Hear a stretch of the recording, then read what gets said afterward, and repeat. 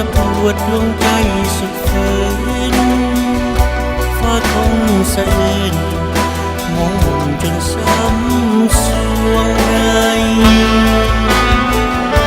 พอกดเครื่องพายจนแอบละทมหรือว่าฟ้าต้องเป็นแค่หัวใจหรือมีความคิดอารมณ์วันไหวหรือคนหักมา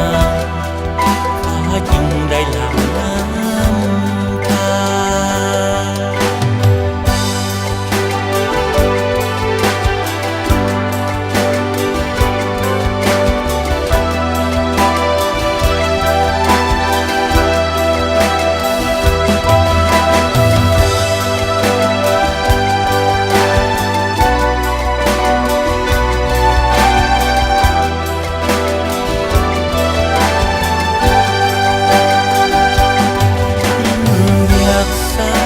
อยากสิบน้ำตาฟ้า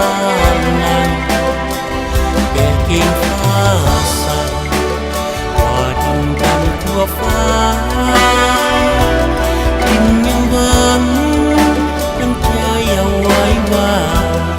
คนฟ้าคนปรารถนาจะน้อมลงมาดินจะประคอง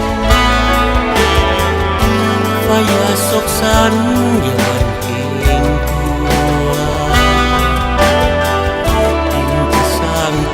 เป็นภูเขาทองฟ้าคงจะสุขยามเฮาเพียงสองฟ้าคงใสส่อง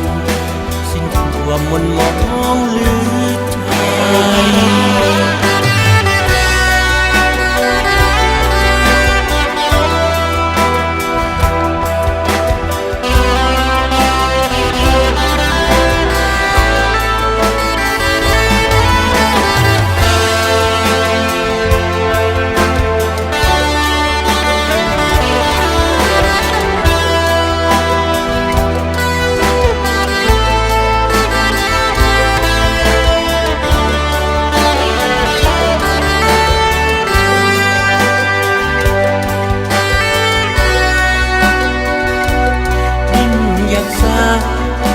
อยากสิบน้ำตาฟ้าหลั่งแต่กิ่งฟ้าสั่นว่าดินกันทั่วฟ้ายังหวังตั้งใจเอาไว้ว่าฟ้าสั่นปรารถนาจะน้อมลงมาดินจะประคองฟ้าอย่าสกสันอย่ามันเก่ง